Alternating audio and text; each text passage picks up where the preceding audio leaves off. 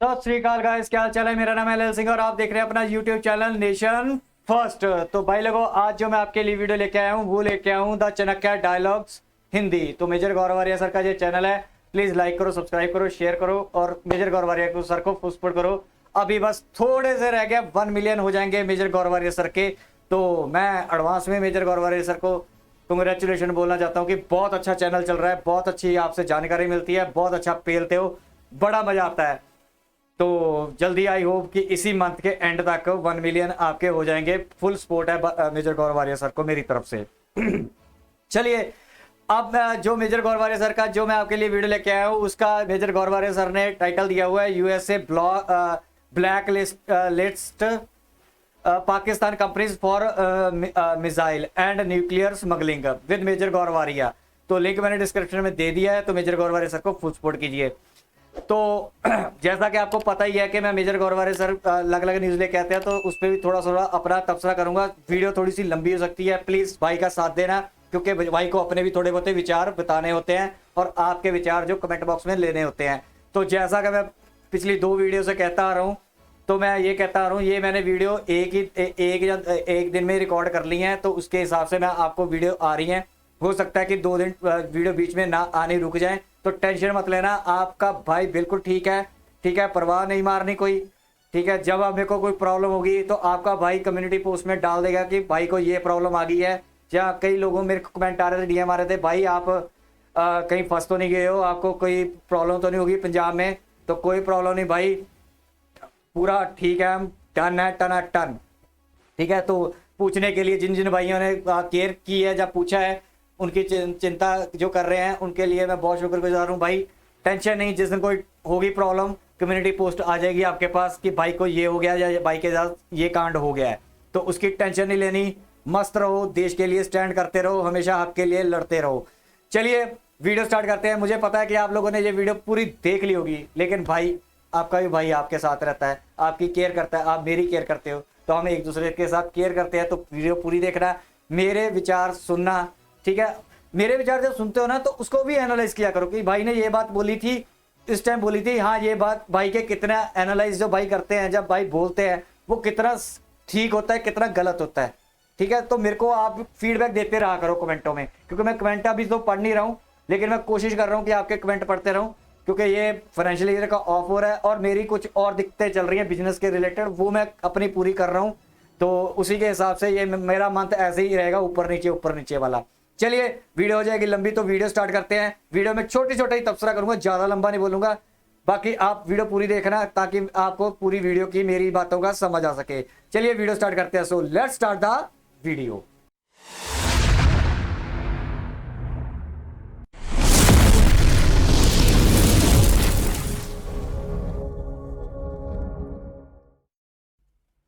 जय हिंद दोस्तों, मैं हूं मेजर गौरवारिया और आप देख रहे हैं द चाणक्य डायलॉग्स। इस वीडियो को लाइक करिए, हमारे चैनल को सब्सक्राइब करिए और बेल आइकन दबाना बिल्कुल मत भूलिएगा। पहली बात तो दोस्तों, 9 लाख सब्सक्राइबर्स के लिए आपका बहुत बहुत धन्यवाद। आप लोगों का आशीर्वाद है कि ये चैनल बढ़ रहा है, लोग इसको देख रहे हैं, और मेरी आपसे गुजारिश है, ये विनती है कि आशीर्वाद बना रहे। बहुत बहुत धन्यवाद आपका। दोस्तों, टोनी ब्लेयर जो फॉर्मर प्राइम मिनिस्टर थे यूके के, उन्होंने एक बात बोली और बड़ी इंटरेस्टिंग बात है।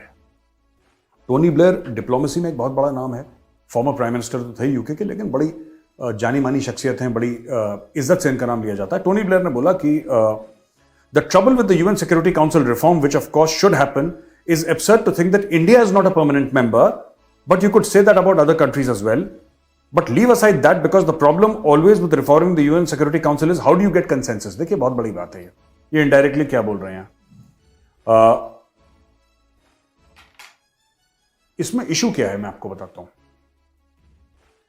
इसमें इशू यह है कि भारत दुनिया की 5वीं बड़ी इकोनॉमी है, 3rd लार्जेस्ट मिलिट्री है, और दुनिया भर की भारत मदद करता है। तो Bharat United Nation security council में क्यों ना होना चाहिए, हक बनता है।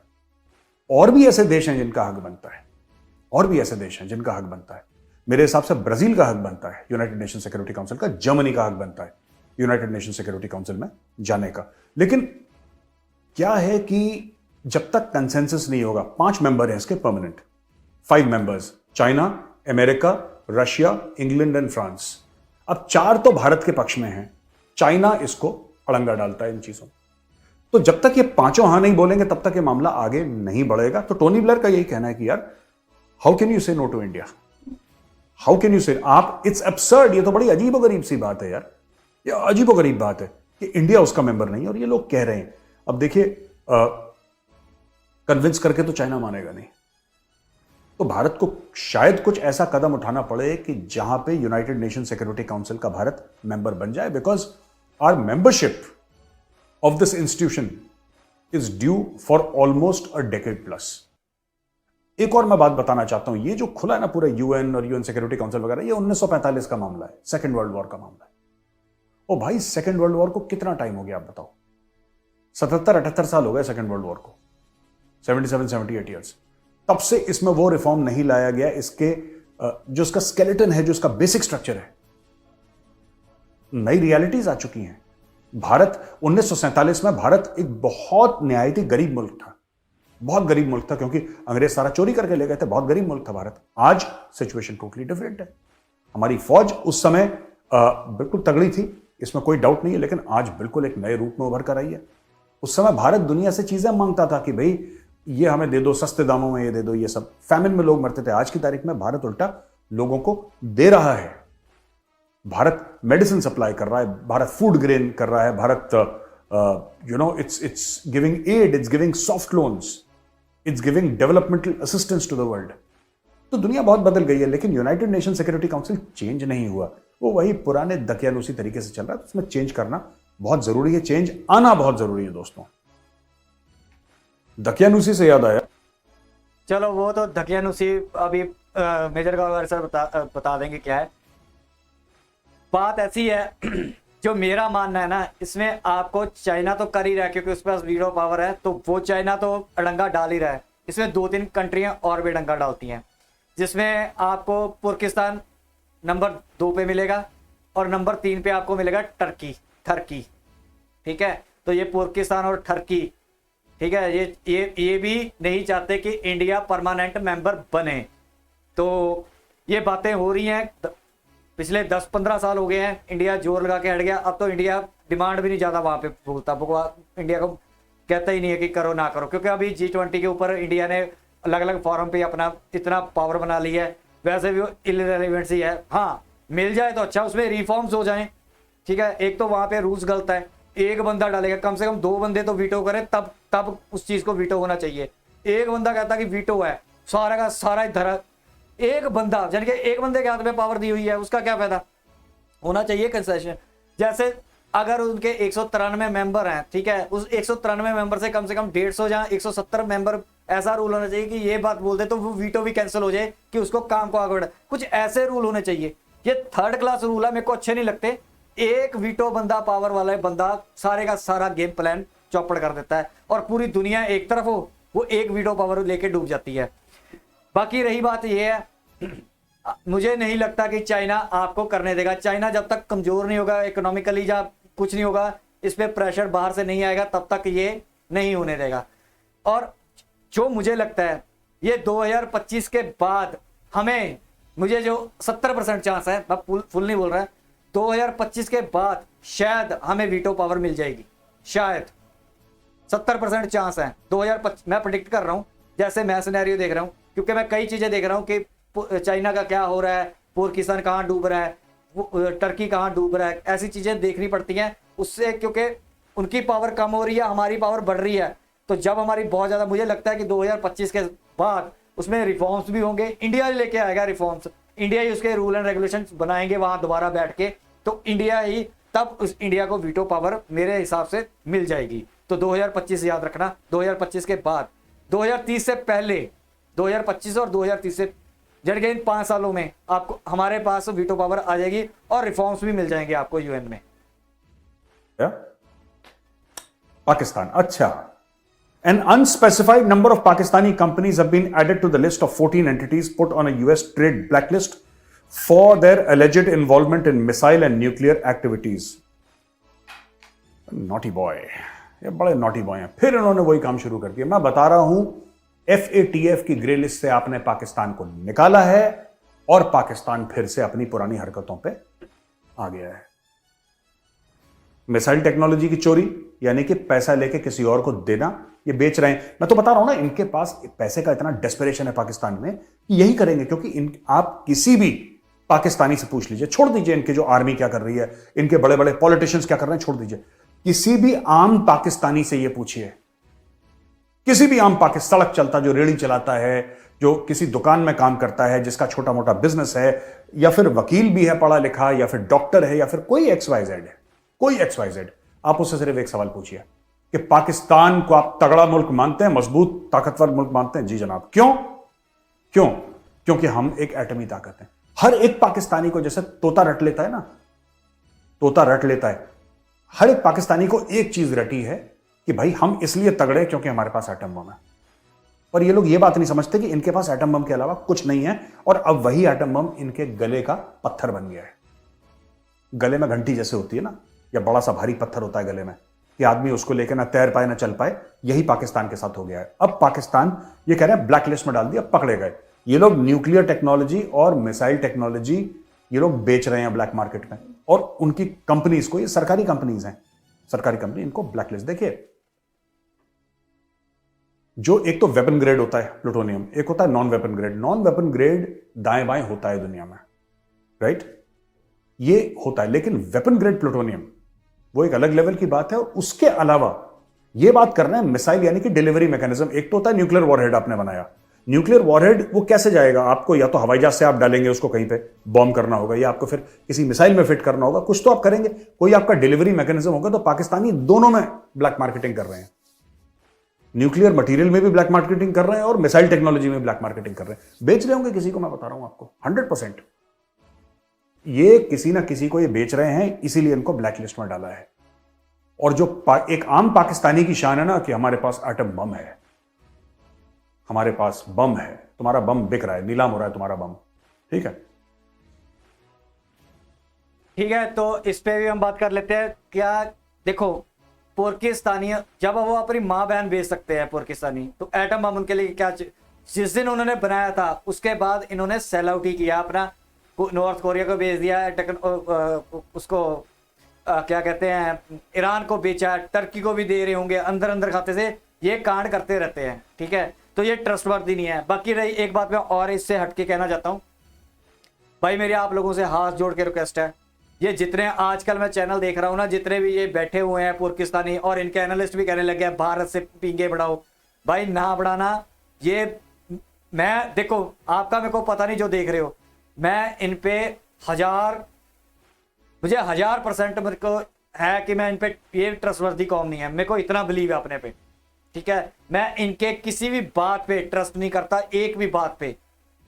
ये आपने टर्की का देख लिया ना, ठीक है, वो टर्की ने सिर्फ ये टर्की जो है इनके 1% है जो उन्होंने काम किया, ये उसका 99% काम करेंगे। आप जितने मर्जी ये आज, क्योंकि ये आज गधे को, वो कहावत है ना, गधे को बाप बनाना पड़ता है, तो इनको बाप बनाना पड़ रहा है इंडिया को। और जिस दिन इनका पेट भर गया, ये मैं आपको पत्थर पे लकीर लिख के देता हूं, मैं रहूं ना रहूं, आपके बच्चे को ये आपके बच्चों को पता चल जाएगा कि ये हमने फ्यूचर में किया था इनके लिए, और ये हमारे लिए इन्होंने ये कांड किए थे। तो कभी भी अपने इंडियन भाई जो आप जिसको दुश्मनी समझते हैं ना, जैसे हम यार दोस्त होते हैं, ऐसे हमने होता है यार वो मेरा दुश्मन है, वो मेरे लिए अच्छा नहीं सोचता है, इंडियन भाई, उस पर ट्रस्ट कर लेना, उस पर ट्रस्ट कर लेना। लेकिन पाकिस्तानी पे किसी पे ट्रस्ट मत करना, किसी पे ट्रस्ट मत करना, प्लीज, हाथ जोड़ के बता रहा हूं। जितने ये पिंगे उड़ा रहे हैं ना, पिघल मत जाना, मैं आपको सच्ची बात बता रहा हूं। पिंगे उड़ाई थी ना अभी थोड़ी देर पहले ही टर्की के साथ, कर दिया ना उन्होंने कांड थोड़ा सा। कई लोग बोल रहे हैं माइल्ड सा किया तो है ना, वहां पे चुप भी रह सकते थे, जिसमें बात ही नहीं कर सकते थे, बकवासबाजी मरवा मारनी है। अभी वो और भी बढ़ेंगे, अब 6 महीने साल बाद देखना, जब ये बात है उनकी दोस्ती वाली जो हमने किया ना हेल्प, थोड़ी सी और पीछे दबेगी, वो अग्रेशन फिर दोबारा शुरू है। पाकिस्तान का उससे ज्यादा है, समझ गए? तो पाकिस्तान हमारे लिए बिल्कुल, पाकिस्तानी कोई भी बेटर नहीं है, कोई भी बेटर नहीं है, जितने मर्जी देख लेना आप, ठीक है। तो चलिए आगे न्यूज सुनते हैं। Now Imran Khan says ready to forgive attackers. इसने इलेक्शन कैंपेन लॉन्च कर दिया इमरान खान ने, और इमरान खान कहता है कि जिसने मुझ पे हमला कर, इसका हमला हुआ था ना इमरान खान के ऊपर, आई थिंक गुजरांवाला के आसपास, कहीं गुजरात वहां पे भी है पाकिस्तान में, उसके आसपास इसके ऊपर हमला हुआ था। इमरान खान ने बोला कि मैं माफ करने को तैयार हूं जिन्होंने हमला करा। ओ खान साहब, आप तो माफ करने को तैयार हैं, वो लोग आपको माफ करने को तैयार हैं, ये भी सोच लो एक बार, क्योंकि हर समय आप गोल पोस्ट चेंज कर देते हैं। पहले इन्होंने बोला इमरान खान ने कि मुझे अमेरिका मारना चाहता है, फिर उन्होंने बोला जी राणा सनाउल्लाह और वो जो मेजर जनरल था आईएसआई का, वो मुझे मारना चाहता है, फिर इन्होंने पता नहीं किसी तीसरी की फौज मुझे मारना चाहती है। सभी इसको मारना चाहते हैं, इसको सभी मारना चाहते हैं इमरान खान को। पता नहीं क्या इसमें कौन से हीरे जड़े हुए हैं इमरान खान के अंदर, कौन सा सोना इसमें तराशा हुआ है कि इमरान खान को सब मारना चाहते हैं और इससे हीरे सोने छीनना चाहते हैं। ये इसका दिमाग है। अच्छा, अब इमरान खान अपनी जो कैंपेनिंग है इलेक्शन की, जो चुनाव का प्रचार है, वो शुरू कर रहा है इमरान खान। अभी तक इमरान खान अपने घर के अंदर दुबक के बैठा हुआ था, प्लास्टर लगा के कि मैं चल नहीं सकता, व्हील चेयर में जा रहा है हर जगह। अब मैं बता रहा हूं, ये बंदा दौड़ेगा, आप इसको दौड़ते हुए देखिएगा अगले 1 महीने में। अब इलेक्शन सर पे है ना, ये हर जगह जाएगा, रैलियां करेगा, लेकिन वही व्हीलचेयर होगी इसकी, फिर व्हीलचेयर से खड़ा होगा। ये व्हीलचेयर को नहीं छोड़ेगा जब तक ये शपथ ग्रहण ना करे। ये व्हीलचेयर का टैटू बना लेगा अपने हाथ पे और अपने माथे पे, चुनाव चिन्ह व्हीलचेयर। ये व्हीलचेयर को नहीं छोड़ेगा भाई साहब। पाकिस्तानी जैसा विक्टिम कार्ड कोई नहीं खेल सकता, मैं आपको बता रहा हूं। पैलेस्टीनियंस भी बच्चे हैं उसके सामने, Palestinians play the victim card, लेकिन nobody plays the victim card like the Pakistanis. Nobody plays the victim card like the Pakistanis. पाकिस्तानियों का अगर कोई टाइट करता है ना, मेजर गौरवरिया के अलावा, वो चाइनीज टाइट करते हैं इनको यार। देखो, मैं आपको छोटा सा एग्जांपल देता हूं पाकिस्तान की जहनियत का। पाकिस्तानी जो पॉलिटिशियंस हैं, उन्होंने आईएमएफ को विलेन बना दिया। ये जो महंगाई हो रही है ना, ये आईएमएफ की वजह से है। जो आटे की और खाने की चीजों की जो किल्लत हो रही है, ये आईएमएफ की वजह से है। ये बिजली के जो दाम बढ़ रहे हैं ना पर यूनिट, ये आईएमएफ की वजह से है। जो गैस के दाम बढ़ रहे हैं, आईएमएफ की वजह से है। जो रात के 12 बजे हर दूसरे तीसरे दिन पेट्रोल के दाम बढ़ा देते हैं, ये आईएमएफ की वजह से। ये कभी अपने मुल्क के शहरियों को, पाकिस्तानियों को, जो गरीब आवाम है, उसको कभी ये नहीं बताएंगे कि हमारी नालायकी की वजह से बढ़ रहा है। आईएमएफ को इन्होंने विलेन बना दिया। दोगलापन देखिए इनका, पाकिस्तानी सरकार का दोगलापन देखिए। इन्होंने आईएमएफ को विलेन बना दिया, जबकि आईएमएफ इनको यह बोल रहा है कि भाई सुधार लाओ। आईएमएफ कह रहा है कि गरीबों पे बोझ मत डालो, अमीरों पे बोझ मत डालो तुम। Don't trouble the poor, tax the rich. ये आईएमएफ ऑन रिकॉर्ड इनको बोल चुका है कि भाई जो तुम टैक्स बढ़ा रहे हो, तुम्हारा गरीब आवाम मर रहा है, तुम उसको क्यों टैक्स कर रहे हो? और अमीर टैक्स फ्री है, अमीर पैसा नहीं देते टैक्स में। गरीबों से, मिडिल क्लास से तुम पैसे लिए जा रहे हो, टैक्स भरे जा रहे हैं वो लोग। और जो पाकिस्तान का करोड़पति अरबपति, उसको फर्क पड़ता है कि 40 रुपए यूनिट बिजली है, 60 रुपए बिजली है। वो कहता तुम 500 रुपए यूनिट कर दो, मुझे क्या फर्क पड़ रहा, मैं फिर पैसा दे दूंगा। तो जो अमीर है पाकिस्तान में बहुत अमीर है, जो गरीब है वो बहुत गरीब है, और मिडिल क्लास कम है पाकिस्तान में। तो that is the problem. America को गाली दो। अमेरिका ने हमारा तख्ता पलट कर दिया, अमेरिका इमरान खान के खिलाफ है, अमेरिका ये अमेरिका वो, और हर तीसरे दिन अमेरिका से पैसा लेते रहते हैं ये लोग। ये जिस दिन पैदा हुए थे 14 अगस्त 1947, तब से अमेरिका से भीख मांग रहे हैं, और अरबों डॉलर। लेकिन पता नहीं यार, मुनाफिक लोग हैं, हिपोक्रेट्स हैं, एहसान फरामोश हैं, मुझे नहीं पता। जिनसे इतना पैसा लिया है, जिनसे इतना पैसा पकड़ा है, उन्हीं लोगों को गाली देते हैं। सिर्फ चाइना को नहीं देते ये लोग। अमेरिका क्या है ना, अमेरिका बात करेगा डेमोक्रेसी, अमेरिका उड़ी उड़ी बातें करता है। अमेरिका जो है उड़ी उड़ी बातें करता है। अमेरिका लोन बहुत कम देता है, अमेरिका एड देता है कि लो यार पैसा, कोई बात नहीं, वापस मत करना। तो ये लोग फायदा उठाते हैं अमेरिका का, पाकिस्तानी। चीन को क्यों नहीं बोलते? बोलो चीन को।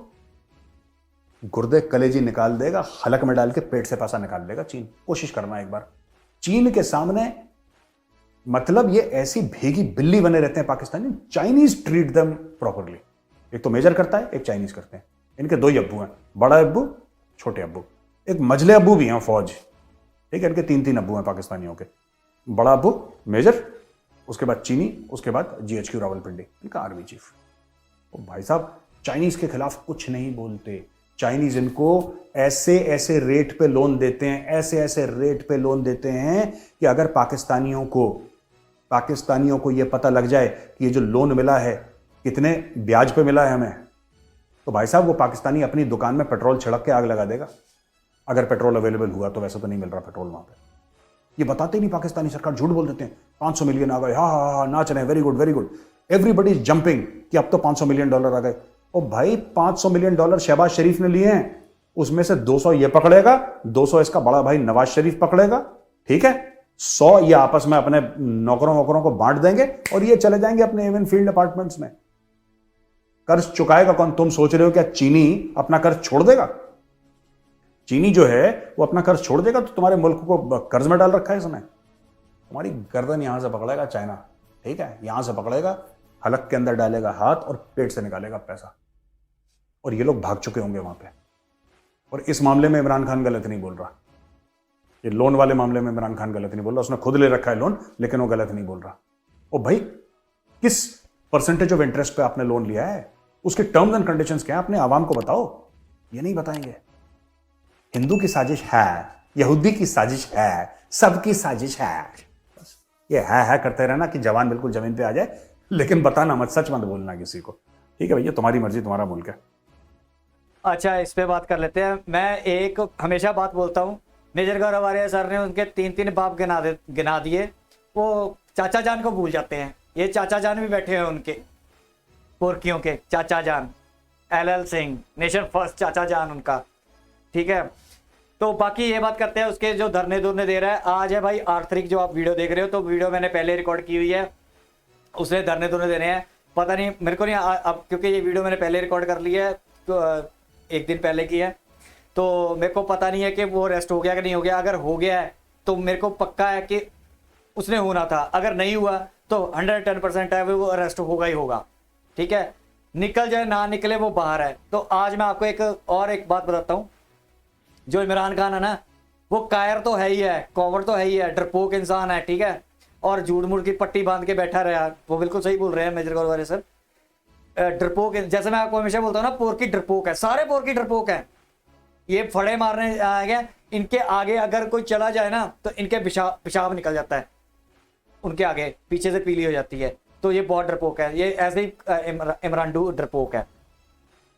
तो जो ये इमरानडू है ना, इसने जब इसकी, मैं आपको सच बात बता रहा था कि ये इसकी, आपको एक बात बताता हूँ कि ये ना जो छिपकली होती है ना, उससे बहुत डरता है। जैसे हमारे यहाँ पे लड़कियां होती है ना, जैसे हमारी महिलाएं हैं, ठीक है, वो कॉकरोच से ज़्यादा डरती हैं। यहाँ पे देखा होगा आप, कॉकरोच से भाग लेती हैं। ये इमरानडू, आपको राज की बात बता रहा हूँ, सच बात है। आपको सर्च करना है कर लेना, कहीं से पता करना कर लेना, इमरानडू से पूछ लेना। चाहे छिपकली से ऐसे डरता है, पता नहीं क्या है, बहुत डरपोक इंसान है, छिपकली से डरने वाला, ठीक है।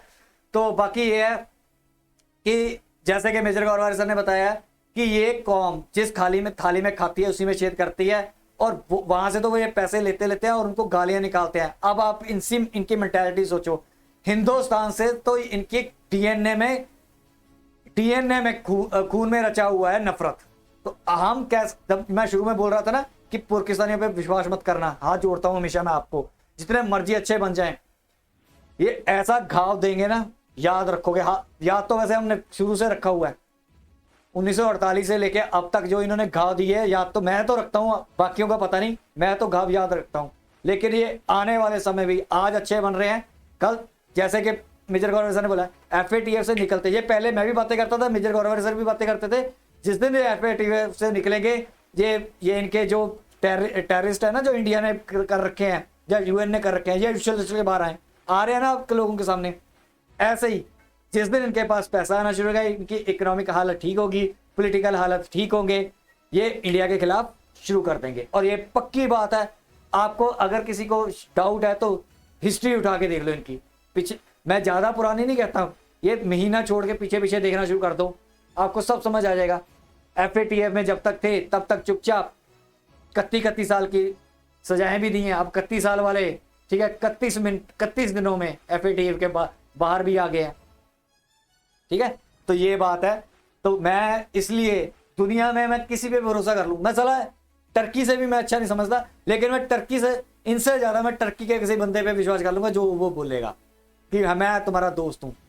मुझे लगता है कि शायद वो 5-10% दोस्ती का कुछ रख ले। ये तो आपको 5-10% क्या, ये तो जीरो, आपकी इंडियन की जीरो वैल्यू और हिंदुओं की -1000 इनकी नजर में वैल्यू है। इतनी नफरत करते हैं ये। कई पोरकियों को तो लगता है, कई इंडियंस को भी लगता है कि मैं नफरत फैलाता हूं। भाई मैं नफरत नहीं फैलाता हूं, मैं एक आईना दिखा रहा हूं जो सच है। ये सब झूठ तूफान बोलते हैं, पाकिस्तानी माइक लेके जो जाते हैं। वो एक और मशहूर हुई थी, जी न्यूज वालों ने, पता नहीं किसने कवर किया, आई लव, वो कोई पोरकी था, मैं हिंदुस्तान से लव करता हूं, मैं ये करता हूं, मैं वो करता हूं। ड्रामेबाजियां कर रहे हैं, कोई सब ड्रामेबाजियां भाई, वो भी बंदा कोई नहीं है। मेरे को तो ये सब ऐसा होता है कि ये भी प्लान करके उसने जो है ना सना ने ये प्लान करके उसको भुकवाया, क्योंकि उसका चैनल भी पंप अप करे, दुनिया देखे, नाम आए, बस और कुछ नहीं है। क्योंकि मैं तो ऐसा बंदा हूं ना यार, मेरी नेचर ये है, मैं हिस्ट्री से सीखता हूं, मैं उन चीजों को याद रखता हूं, मैं कभी भूलने वाला इंसान नहीं हूं। क्योंकि मेरी जो स्टार साइन है ना, वो है भी स्कॉर्पियो। आज मैं आपको बता देता हूं, मैं स्कॉर्पियो हूं, ठीक है। तो मैं चीज़ों को जल्दी जल्दी भूलता नहीं हूं और मैं हमेशा याद रखता हूं। आज आपको मैंने अपना बता दिया, बाकी आप देखते रहना मेरी नेचर कैसी है, ठीक है। मेरा स्टार साइन जो है स्कॉर्पियो है, वृश्चिक जिसको बोलते हैं हिंदी में। तो मेरी नेचर का आपको पता चल जाएगा, मोस्टली मेरी नेचर वहीं से मिलती है। और दूसरी चीज कि जैसे ये पोरकी है ना कि आपके साथ अच्छा अच्छा बोलते हैं, नेवर ट्रस्ट पोरकी, नेवर ट्रस्ट, नेवर ट्रस्ट, याद रखना। हम तो मजे लेते हैं रोज, देखो रिकॉर्डिंग करते हैं, मजे लेते हैं। लोग कहते हैं मेजर साहब आप क्यों पाकिस्तान पाकिस्तान पाकिस्तान, पाकिस्तानी खुद कहते हैं आप डेली पाकिस्तान पाकिस्तान करते हो, why are you obsessed? I am not obsessed with Pakistan यार, आई एम नॉट ऑब्सेस्ड, मुझे अच्छा लगता है, मुझे अच्छा लगता है। मुझे भी अच्छा लगता है। कोई तो हो जो डेली तुम्हारी क्लास ले, कोई तो डेली तुम्हारे खिलाफ भौंके, मैं भौंकता हूं, मैं अपने इंडियन भाइयों को पाकिस्तान और Afghan Taliban discuss TTP resettlement plan. अब देखो ये जो भूत है ये दोबारा आ गया, पाकिस्तान ने घुटने टेक दिए। पिछली बार नहीं किया था इनका ख्वाजा आसिफ और इनका जो जनरल अंजुम आईएसआई चीफ, हमने कवर भी करा था, तो ये लोग गए वहां पे और उन्होंने अफगान तालिबान से बात करी। अब ये बात कह रहे हैं कि स्टेलमेट कहां पे हो गया, मतलब बात कहां पे रुक रखी है। पाकिस्तान ये कह रहा है कि आप तहरीक तालिबान पाकिस्तान वालों को, जो टीटीपी के फाइटर्स हैं, वो तो आपके भाई हैं, उन्होंने बैत कर रखा है आपसे, ओथ ऑफ लॉयल्टी है, तो आप एक काम करिए, उनको अफगानिस्तान में ही सेटल कर दीजिए। ये पाकिस्तान का कहना है। अफगान क्या कह रहा है? अफगान कहता है खोचे हम तो सेटल कर देंगे अफगानिस्तान में, मिट्टी मिट्टी, रेत रेत, पत्थर पत्थर, कहीं पे भी सेटल कर दो टीटीपी को, लेकिन खोचे तुम पैसा तो देगी ना। पाकिस्तान कहता है यार अजीब बात कर रहे हैं पैसे की तो बात ही नहीं हुई है, आप भी जानते हैं हम फकीर हैं।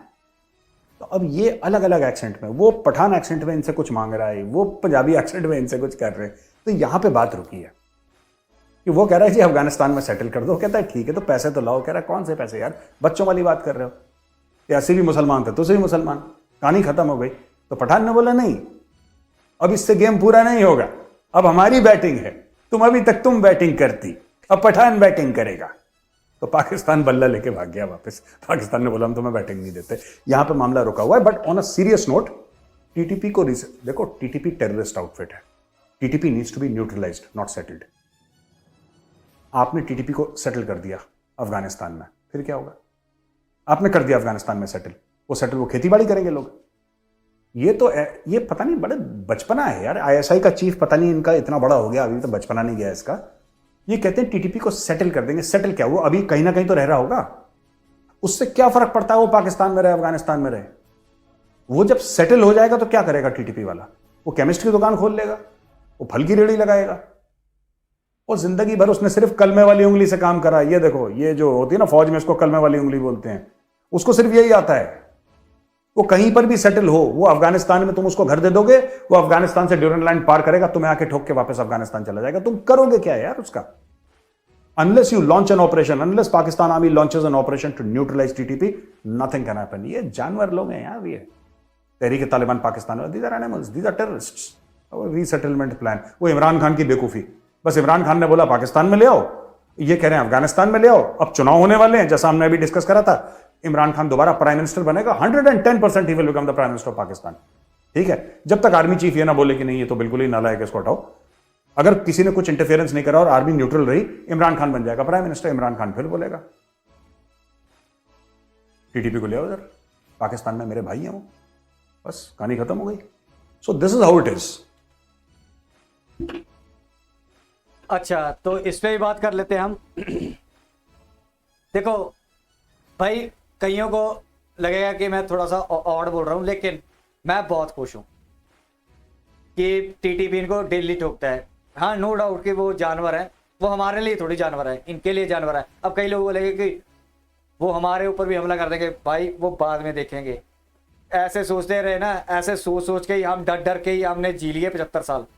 हाय, उनका काम है, उन पे कुछ करेगा, हमें उनको भी बचाना है, उनका काम है कि बाद में हमने तो 75 सालों से टेररिज्म झेला ही है, हमने कौन सा नहीं झेला। समझ रहे हो मेरी बात? हमने तो झेला हुआ है, इनको भी झेलेंगे। लेकिन मैं खुश इस बात पे होता हूं कि जो हमारे साथ हो रहा था ना, इनके साथ हो रहा है, इनके आम लोग मर रहे हैं ना, मैं खुश होता हूं, क्योंकि हमारे भी आम लोग मरे थे, मेरे भाई हिंदुस्तानी मरे थे, जिनका कोई कसूर नहीं है। रेलवे स्टेशन पे बैठे हुए बम मारे इन्होंने, गोलियां चला दी, जिनको पता भी नहीं है यार। आदम को तो ये नहीं पता होगा कि पाकिस्तान के बंदे दिखते कैसे हैं। उस बच्चे को, छोटे छोटे बच्चों को, छोटे छोटे बच्चे रेलवे स्टेशन पे बैठा हुआ है, और ताज होटल में छोटे से बच्चा देखा आपने, छोटा सा बच्चा था, उसको भी गोली मार दी सीने में। हमें बड़ी प्रेम आता कि इनके वो एपीएस कॉलेज में इनके जो फौजी थे, फौजी के बच्चों को मार दिया, या उसको स्कूल के बच्चों को मार दिया। हमें क्यों दया आती है? हमारे बच्चों के लिए किसी के पास दया नहीं है। हमने ठेका ले रखा दुनिया का भी, हम दया दिखाएं। मैं दयावान नहीं हूं। पोरकियों के लिए तो मैं बिल्कुल दयावान नहीं हूं, ठीक है। मेरे को बहुत अच्छा लगता है जब इनका आम आदमी भी मरता है, बहुत खुश हूं मैं तो चाहता हूं कि टीटीपी और ठोके। और एक बात और कर देता हूं, मेजर गौरव आर्य सर कह रहे हैं ना कि इनके ऊपर लॉन्च करें ऑपरेशन। मैंने कई बार सुना है कि जरबे आजम जैसे किया, ऐसा किया, करें, कर लें, लेकिन पाकिस्तानी उस जितना आप भुगत रहे हैं ना, उससे ज्यादा भुगतेंगे। अभी तो वो गवर्नमेंट ऑफिशियल को या फिर टीटीपी वाले जो भी आतंकवादी हैं, वो फौजियों को मार रहे हैं या किसी और को मार रहे हैं। जिस दिन इन्होंने उन पे लॉन्च कर दिया ना, वो सिविलियन को भी मारना शुरू कर देंगे। आपको मैं पक्की बात बता रहा हूं, सिविलियन को भी मारेंगे। फिर वो कुछ नहीं देखेंगे, फिर हर पोरकी ठुकेंगे। और मैं बहुत खुश होता हूं जब पोरकी ठुकते हैं, कोई भी ठुके। आज इनके गले में हलक में जान आई हुई है तो इंडिया इंडिया करते हैं साले हरामी, ठीक है। जब इनके पेट भरे हुए थे, जब सब कुछ हुआ था, यही आम लोग आके यहाँ पे अजमल कसाब कौन था? आम बंदा था। उसके साथ जो 11 बंदे और आए थे, आम बंदे थे। हमारे कश्मीर में जो इनके पाकिस्तानी आते हैं, आम बंदे होते हैं। ये कहते हैं ना कि आम बंदा उनका बहुत सही है, ये सही है भाई। हमने घाव सहे हुए हैं। मैंने अपने हिंदुस्तान के छोटे छोटे फूल से बच्चे मरते देखे हैं। मैंने अपनी बहनें, मैंने अपने बुजुर्ग यहाँ पे जो इन्होंने अटैक करवाए हैं भाई, मरते देखे हैं। इनका मरे तो मैं क्यों ना खुशी मनाऊं? अब इनका मरे क्यों ना खुशी मनाऊं मैं? आप मेरे को रीजन दे दो, एक रीजन दे दो, मेरे को कन्विंस कर दो कि भाई नहीं मनानी चाहिए। और ये मत बोलना कि ह्यूमन के मेरी वो बात नहीं है कि एक गाल आगे करो, थप्पड़ मारा तो मैं दूसरी भी आगे कर दूंगा। भाई मेरे पास इतना हौसला नहीं है। आप लोगों के पास होता तो थप्पड़ खाओ, अपने मुंह लाल करवाओ, और 75 साल से जो करवा रहे हैं वो करवाते रहो, मेरे को कोई टेंशन नहीं। मैं तो इस गाल पे भी थप्पड़ खाने को राजी नहीं हूं, ठीक है। मैं क्यों थप्पड़ खाऊं भाई?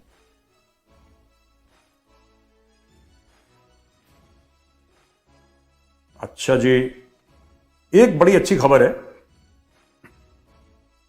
ये बशीर अहमद पीर को पाकिस्तान में मारा था ना, वो हिजबुल मुजाहिदीन का था, जिसमें सैयद सलाउद्दीन गया था वहां पे और बड़ा तकरीर कर रहा था, लेक्चर वेक्चर दे रहा था। हमने कवर करा था इसको। एनआईए, जो इंडिया की नेशनल इन्वेस्टिगेशन एजेंसी है एनआईए, उसने उसकी प्रॉपर्टी अटैच कर ली। बशीर अहमद पीर, जिसका सच में जो असली नाम है उसका इम्तियाज आलम है, one of India's most wanted designated terrorists, was killed by unknown gunmen outside a shop in Rawalpindi on February 20th. Today, NIA officers reached Babapura village in Kupwara and attached properties linked to terrorists under the anti-terror law UAPA. Peer was the launching chief of Hizbul in Pakistan and reportedly playing a key role in recruiting and sending infiltrators and arms. देखो ये जो था ना, ये पीर बशीर अहमद पीर, ये अब इन्होंने NIA ने क्या करा है कि जो भी आतंकवादी होगा ना, उसकी जो नाम पे प्रॉपर्टी है या उसकी जो प्रॉपर्टी है उसको अटैच कर लो। तो आप एक जमाना था कि टेररिस्ट है उसको मार दिया, कहानी खत्म हो गई ना। अब सरकार ने बोला कि घेरा बढ़ाओ जरा, ये ऐसे नहीं मानेंगे, इनके घर वर भी ले लो, ठीक है। और मैं तो कह रहा हूं कि ये इसके घर में पूरी सिक्योरिटी के साथ एक कश्मीरी पंडित फैमिली को सेटल करो, पीर के घर में। अच्छा खासा घर हो गया उसका, पाकिस्तान का पूरा पैसा है, उस घर को तोड़ के एक नया घर बनाओ और पूरी पुलिस और सीआरपीएफ की सिक्योरिटी के साथ एक कश्मीरी पंडित फैमिली को सेटल कर दो। या फिर 4 मंजिला घर बनाओ, ठीक है, जैसे प्लॉट होता है ना 400-500 गज का प्लॉट, आप उसमें 4 मंजिला घर बनाओ, 2-2 3-3 बेडरूम के। और सरकार को यह बोलना चाहिए कि ठीक है, उसमें बिजली तो होती है वहां पे, कश्मीर में कोई कमी नहीं है बिजली की, उसमें लिफ्ट लगाओ, बोलो कि भाई 4 कश्मीरी पंडित फैमिलीज में रहेंगी। लो 4 सेटल हो गई 4 सेटल। और वहां पे दीवार बनाइए, उसमें बार्ब्ड वायर बनाइए और उनको सिक्योरिटी प्रोवाइड करिए, 4 कश्मीरी पंडित सिक्योरिटी। और जो लोकल सीआरपीएफ के बटालियन है उसके सीओ को बोल दीजिए कि भाई इनकी जिम्मेदारी, इनको खरोच नहीं आनी चाहिए, आपकी जिम्मेदारी है।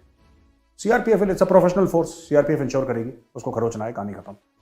जो आतंकवादी मरता है उसका घर लो, 4 माले की बिल्डिंग बनाओ, 4 कश्मीरी पंडित फैमिली।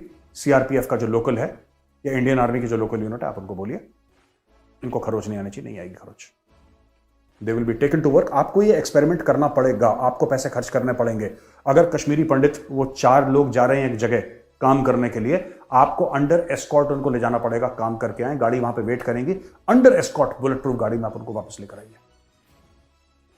आपको करना पड़ेगा ऐसे। जब तक आप ये नहीं करेंगे तब तक कश्मीरी पंडितों में वो कॉन्फिडेंस नहीं आएगा। और आर्मिंग वार्मिंग का जो उनका है वो तो है ही मामला, वो तो मैं कह ही रहा हूं कि they should arm themselves, but at the same time you should provide security. Best is ये जो पीर है ना, पीर के घर को उड़ा दो बम से और वहां पर बढ़िया 4 माले की बिल्डिंग बना के स्पेशियस 4 कश्मीरी पंडित फैमिली आप सेटल करिए। जो जो आतंकवादी मरता है उसके घर में, तब इनके होश ठिकाने आएंगे। ठीक है जी, चलिए वीडियो यहाँ तक थी, आगे क्वेश्चन आंसर शुरू हो जाने थे। तो जो लास्ट टॉपिक था मेजर गौरव आर्य सर का, जब लास्ट मुझे बता रहे थे, देखो इस पे मैं कुछ नहीं कह सकता मेजर गौरव आर्य सर, क्योंकि मेरे को मेजर गौरव आर्य सर का ये अपनी सोच है, मेरी इस पे सोच थोड़ी सी रुक जाती है, मेरे को समझ नहीं आती इस बात पे।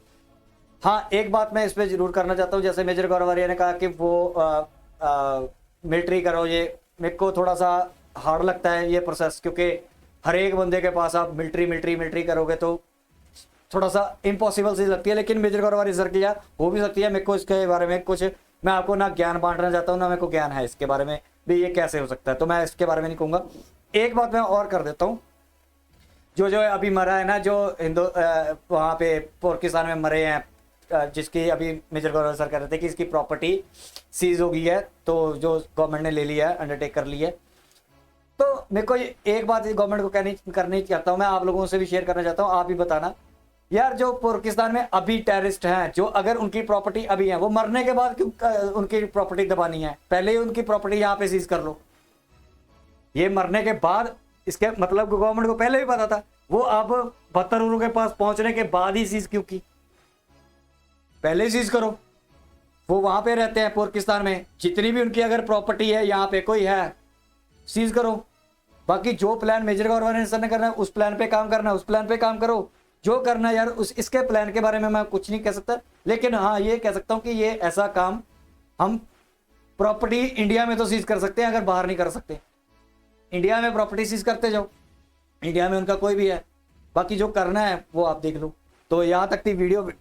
आई होप कि आपको मेरे जो विचार हैं, जो जिन्होंने पूरी वीडियो नहीं देखी तो प्लीज़ पूरी वीडियो देख लो। मैंने बीच बीच में अपना सारा तबसरा या अपना जो मेरी सोच थी वो मैंने बता दी है, तो प्लीज़ पूरी वीडियो देखोगे तभी आपको समझ आएगी। तो आई होप कि मेरे जो विचार थे या जो मेरी थॉट्स थे वो आपको समझ आए होंगे। ठीक है, अगर किसी को नहीं मेरे से डिसएग्री करते हो तो भी कमेंट में लिख दो, अगर एग्री करते हो तो भी कमेंट में लिखते हो, अगर आपकी कोई सोच या विचार है वो भी कमेंट में डाल दो, क्योंकि कमेंट में हमेशा पढ़ता हूँ। तो यहाँ तक थी वीडियो, आई होप कि आपको वीडियो अच्छी लगी। तो यहाँ तक साथ देने के लिए बहुत बहुत शुक्रिया। तो प्लीज़ नेशन फर्स्ट को लाइक करो, सब्सक्राइब करो, शेयर करो, कमेंट करो, और सब्सक्राइब करके नेशन फर्स्ट पे सोल्जर बन जाओ। इस अपने हिंदुस्तानी भाई ना चीज़ से हिंदुस्तानी भाई को सब्सक्राइब करके सोल्जर बनोगे तो मेरा हौसला बढ़ेगा कि हाँ मेरे भी चाहने वाले इस हिंदुस्तान में हैं, मेरे भी विचारधारा को फॉलो करने वाले, या अपनी विचारधारा बता के मेरे को एक विचारधारा बना के हम एक इंडिया के लिए स्टैंड कर सकते हैं, एक इंडिया के लिए यूनाइट खड़ा करने के लिए हम एक मुहिम चला सकते हैं। तो यहां तक थी वीडियो, मिलेंगे नेक्स्ट वीडियो में, तब तक के लिए जय हिंद।